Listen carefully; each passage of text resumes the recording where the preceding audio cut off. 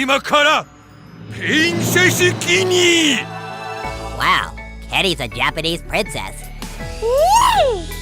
Qu'est-ce qui rend l'animation japonaise à ce point reconnaissable? Recollons les morceaux ensemble. 今火曜日ですプリンセス家に殺すなぜまたなぜ遅い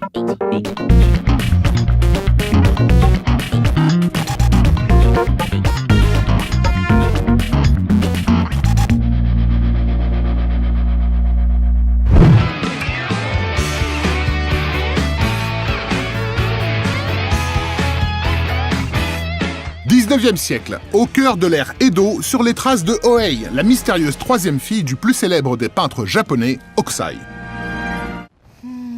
Plus qu'un biopic érudit, le film d'animation Miss Hokusai est avant tout un dessin animé qui nous parle de dessinateur et d'animisme. Une adaptation de manga au sujet de l'homme réputé avoir inventé le concept même du manga. Au cours de la réalisation de Miss Hokusai, j'ai constaté qu'il y a un vrai point commun entre les estampes japonaises et la fabrication de films d'animation japonais. À l'époque des estampes, c'était des éditeurs qui passaient les commandes aux dessinateurs, les peintres faisaient des dessins de base, et une fois que l'éditeur donnait l'accord, on passait à la vraie fabrication.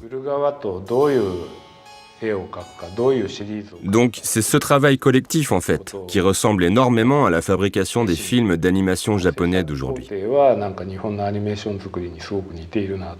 Accours vers nous, prince de l'espace. Et pourtant, Hokusai semble assez éloigné de ce graphisme si particulier du manga, qui fut malheureusement mal accueilli par l'Occident des années 70 à 90. Si on devait identifier une ou deux personnes clés dans la forme de ce qu'est l'animation japonaise aujourd'hui, il y aurait clairement Osamu Tezuka, donc le père du manga et aussi le père de l'anime japonais, en tout cas surtout dans séries télé.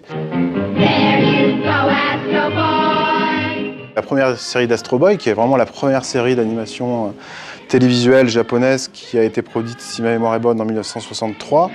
Osamu Tezuka, ce sont ces fameux yeux de bébé énormes et aux pupilles vives. Un principe visuel emprunté à Walt Disney, mais que l'Occident va tout de même moquer et fustiger comme étant une tare typiquement japonaise. Au niveau design, les gros yeux, c'est aussi vachement pratique pour faire passer les émotions. Et c'est vrai que l'animation japonaise, c'est aussi privilégier, c'est-à-dire faire ressentir les émotions sans animer les personnages. Donc ça va être travailler le posing des personnages, donc travailler le dessin de la position du personnage.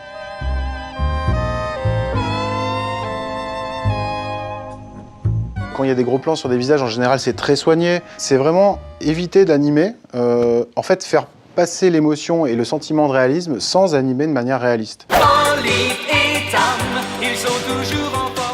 Éviter d'animer. Voici sans doute le cœur du malentendu. En plus d'un graphisme jugé trop souvent invariable, l'animation japonaise a eu à faire face à la pire des accusations, celle de n'être tout simplement pas animée.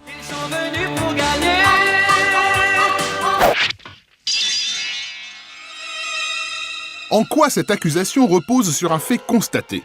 Et surtout, pourquoi cela fut autrefois un problème qui n'en est plus un aujourd'hui?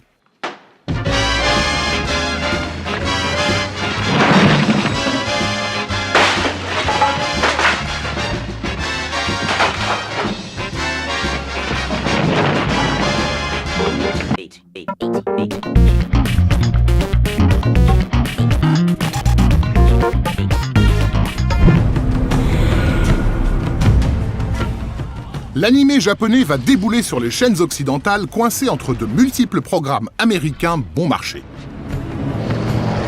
À cette époque, les fantômes de la Seconde Guerre mondiale sont encore très présents dans les esprits, et l'Europe choisira spontanément son allié yankee en pointant le bellicisme de la machine de guerre nippone. Cependant, le Japon est en train de gagner cette bataille-ci par la diversité et l'abondance de ses programmes animés. À l'époque où les séries télé d'animation ont commencé, il fallait diffuser toutes les semaines un épisode. Donc à cause du manque de temps, c'était impossible d'animer 24 images par seconde. C'est pour ça qu'au Japon, l'image est devenue plus statique que l'animation étrangère. Bonjour mon garçon, je vous en prie, asseyez-vous là. D'accord. Et donc, finalement, cette forme, qui est née de contraintes, est devenue une esthétique à part entière de l'animation japonaise. Il faut absolument que j'atteigne cette chaise à temps. En descendant parfois à une moyenne de 7 à 8 images secondes, ces programmes vont être désignés comme de la camelote. C'est encore l'époque où le Japon est vu comme l'industrie qui imite mal la manufacture occidentale. No wonder this circuit failed. It says made in Japan. What do you mean, Doc? All the best stuff is made in Japan. Unbelievable. Mais ce que peu de gens réalisent à l'époque, c'est que ces dessins animés japonais trouvent leur influence ailleurs que dans le monde de l'animation.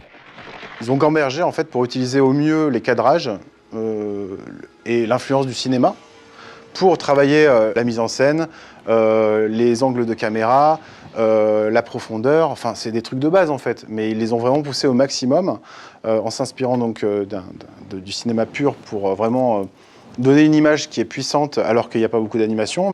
Roger Moore? Roger Moore? Yeah. Okay. Okay. Roger Moore. Okay. Yeah. Ou alors, il y a beaucoup de plans où les personnages, ils vont avoir la main comme ça, on va les voir un peu de côté ou de dos, et du coup, ça donne vraiment quelque chose d'intéressant visuellement, et ça évite d'animer des choses. Close your hand. Yeah. Close it? Yes. Close your face, please. Yes. Close my face. Yes, sorry. Okay. Une recherche de l'impact systématique par des trucs et astuces qui jouent sur l'optique et notre façon de décoder les images. Mais aussi l'importance du layout, la composition scénique avant l'animation, qui donnera aux Japonais une avance considérable sur leurs concurrents. Enfin, ces travailleurs anonymes, que l'on désignait à une certaine époque comme un peuple de fourmis, vont mettre un coup aux méthodes de travail occidentales. American car. Une personne, un artiste est en charge de l'ensemble de ce qu'il y a à l'écran, le décor, des fois les effets spéciaux, tout. Alors que souvent aux États-Unis, pendant longtemps, notamment dans le long métrage, c'était une multitude de personnes qui s'occupaient d'un plan, voire d'un personnage. Donc voilà, au Japon, il y a vraiment un animateur égale un plan. Ainsi, l'animation japonaise va dominer par son pragmatisme plutôt que par la quantité de dessins produits.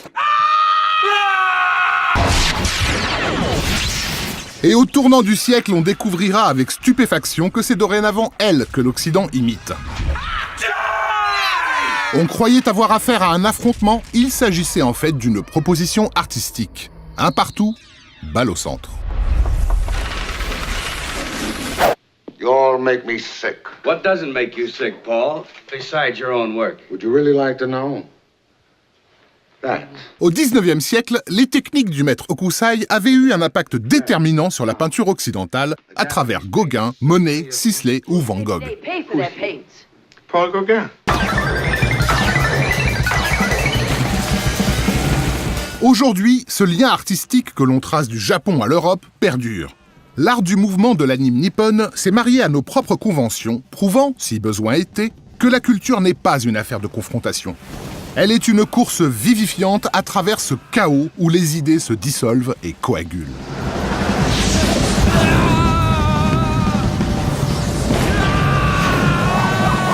H, H, H, H, H.